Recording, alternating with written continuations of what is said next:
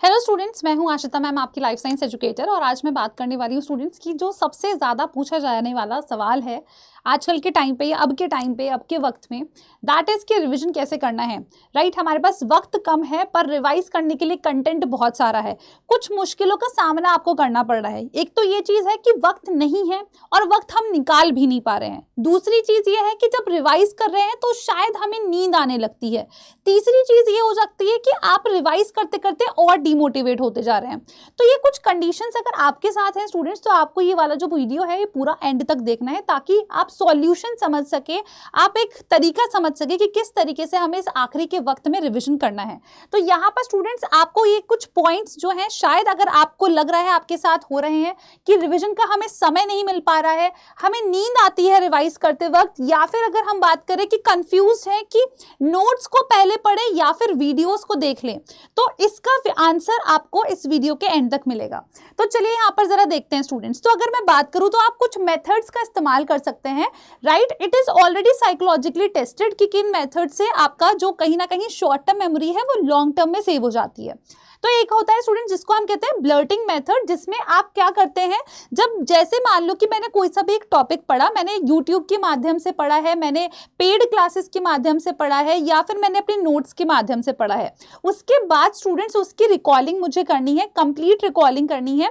ठीक है, इन my own words. मैं उस वक्त किताब को या अपने नोट्स को नहीं देखूंगी, मैं अपने माइंड में बीइंग इट, आप चलते चलते करिए, बीइंग इट आप आंखें बंद करके करिए, बट आपको उस टॉपिक को कंप्लीटली खुद से अपने शब्दों से रिवाइज करना है। इससे ये होगा कि आप जब कभी कोई चीज देखते हैं, एनालाइज करते हैं, तो आपको लगता है कि आप सही सोच रहे हैं और आपने भी यही सोचा था जो टीचर ने वहां पर जवाब दिया है। बट मेनी टाइम्स आप कंफ्यूज होते हैं दो ऑप्शंस में, एंड स्टिल आप ये मान लेते हैं कि मेरा भी 100% श्योर यही आंसर था, जो कि नहीं होता है। तो अगर आप अपने आप खुद से रिकॉलिंग करते हैं, ठीक है ना, आप खुद से स्टूडेंट्स मान लेते हैं कि मैंने कोई वीडियो देखा जिसमें मुझे ये टॉपिक समझ में आ चुका है अच्छे से, now I will be closing that video. अब मैं खुद से रिकॉल करूंगी, स्टेप 1 से लेकर स्टेप 10 तक मैं सारे वर्ड्स खुद से रिकॉल करूंगी, सो दैट कि मुझे पता चल जाए। अब चाहे अब तुम्हारी सिग्नलिंग हो, कोई डेवलपमेंटल बायोलॉजी का टॉपिक हो, कोई टेक्निक्स हो, तो इसमें तुम यही मेथड लगा सकते हो। स्टेप 1 से लेकर स्टेप लास्ट तक तुम्हें खुद से अपने शब्दों से रिकॉलिंग करनी है।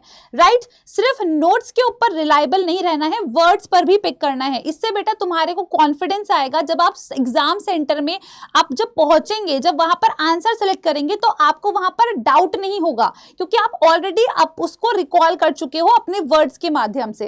Next students, teach others. देखो यहाँ पर क्या होता है, या तो तुम प्रिटेंड कर सकते हो। प्रिटेंड यानी कि आपने देखा होगा यार, बचपन में हर कोई जो है कभी ना कभी टीचर टीचर खेलता है। राइट, उसमें हम लोग क्या करते थे, वी जस्ट प्रिटेंड कि हम किसी को पढ़ा रहे हैं। अगर कोई टॉपिक है ऐसा है जो दिमाग में नहीं सेट हो रहा है, बहुत रट्टाफिकेशन के बाद भी नहीं सेट हो रहा है, तो जस्ट प्रिटेंड करिए कि आप दूसरे को समझा रहे हैं। इससे बेस्ट पार्ट ये होता है, जब हम किसी दूसरे को समझाते हैं ना, तो उस टॉपिक को हम और भी अच्छे से पढ़ते हैं। अपने पढ़ते वक्त हम लोग कई बार कुछ पॉइंट्स को कंफ्यूजिंग में रहने देते हैं या कंफ्यूज स्टेट में रहने देते हैं, बट जब हम दूसरे को समझाते हैं तो हमारी ये जिम्मेदारी बन जाती है कि हमें सारे पॉइंट्स क्लियरली एक्सप्लेन करने हैं, एंड उससे पहले वो पॉइंट्स हमें आने चाहिए। तो आप ये मेथड अप्लाई कर सकते हैं कुछ ऐसे टॉपिक्स के लिए which you find slightly boring, या आपको लग रहा है कि ये मेरे दिमाग में लंबे टाइम तक नहीं जा रहा है। नेक्स्ट चीज स्टूडेंट्स, आपको जो ध्यान रखनी है कि हमें जो रिविजन करना है वो क्वेश्चंस के साथ भी करना है। मतलब अब आपके पास वक्त आ चुका है, आप मिक्स्ड क्वेश्चंस की प्रैक्टिस करिए। जितने ज्यादा प्रैक्टिस करेंगे उतना ज्यादा आपका रिग्रेट भी कम हो जाएगा।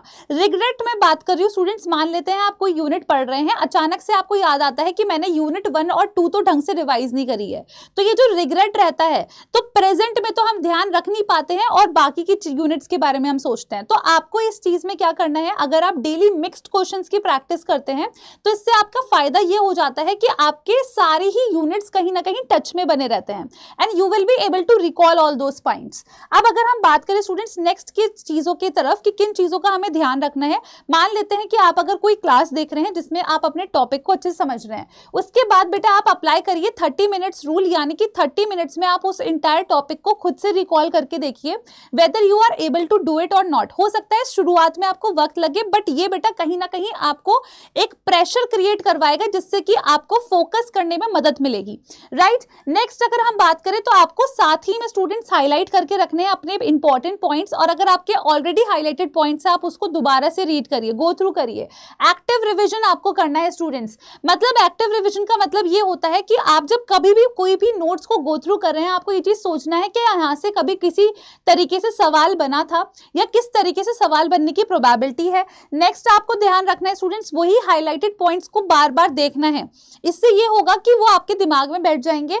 और स्टूडेंट्स साथ ही में आपको पीवाईक्यूज, जो मैंने आपको पहले भी बोला है कि आपको मिक्स्ड क्वेश्चन प्रैक्टिस अब स्टार्ट कर देनी है, तो ये आप रिपीटेडली करिए। अब अपने आप को चेक करने के लिए कि हाउ मच हम लोगों ने अभी तक चीजें पढ़ ली हैं, कितने हमें एक एक यूनिट पर कितनी कमांड है, उसके लिए स्टूडेंट्स हम लोग आपके लिए यूनिट वाइज टेस्ट भी कंडक्ट कर रहे हैं, उसका रिवीजन भी आपको मॉर्निंग में प्रोवाइड कराया जा रहा है। तो आप वो मॉक टेस्ट जरूर अटेम्प्ट करिए। सबसे बेस्ट पार्ट है everything is free for you, तो आप मॉक टेस्ट अटेम्प्ट करिए।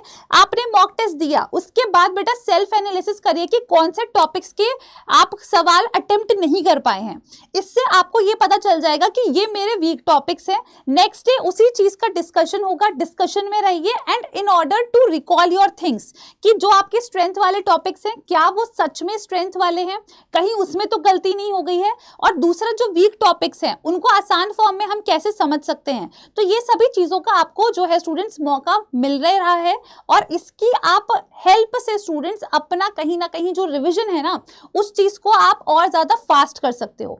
तो आपको ये कुछ की पॉइंटर्स का ध्यान रखना है। और ये 30 मिनट रिवीजन मैंने इसलिए बोला है उन स्पेशली स्टूडेंट्स के लिए जो बोल रहे हैं कि हम वक्त नहीं निकाल पा रहे हैं। अगर आप कोई सा भी वीडियो या कोई सा भी लेक्चर या नोट्स आप पढ़ रहे हैं, उसके बाद close that notebook, close that video, उसके बाद खुद से 30 मिनट में उस टॉपिक को इंटायरली आपको रिवाइज करना है। सबसे इंपॉर्टेंट चीज जो आपको ध्यान रखनी है स्टूडेंट्स वो है डेडलाइंस। हमें हर दिन की डेडलाइंस बनानी है, हर दिन का टास्क बनाना है, तभी जाके आपका जो परफेक्शनिस्ट वाला केस है ना स्टूडेंट्स वो आ पाएगा।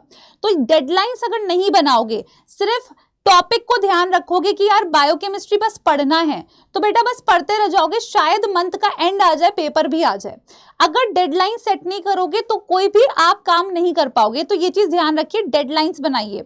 तो यहाँ पर आपकी डेडलाइंस 2 से 3 डेज की हो सकती है, उस पर भी मैंने आपको ऑलरेडी एक वीडियो दे रखा है जिसमें आपको बता रखा है किस तरीके से आपको कितनी यूनिट को किस तरीके से टाइम आप दे सकते हैं। तो अब आपकी प्रिपरेशन आपको पता है कि कितनी हो चुकी है, कितनी बाकी है। आप डेडलाइंस बनाइए हर एक चीज के लिए, चाहे वो रिविजन स्ट्रैटेजी हो, चाहे स्टूडेंट्स वो आपका नोट्स मेकिंग हो, चाहे वो रिकॉलिंग टाइम पीरियड है, चाहे वो क्वेश्चन प्रैक्टिस का टाइम पीरियड है, सबके लिए डेडलाइंस बनाओ। इससे आप better utilization of your time कर पाएंगे। और अगर आपका टाइम मैनेजमेंट इन 20 से 30 दिन में बहुत अच्छा रहता है स्टूडेंट्स, तो आप डेफिनेटली एबल हैं अपने एग्जाम को क्रैक करने के लिए।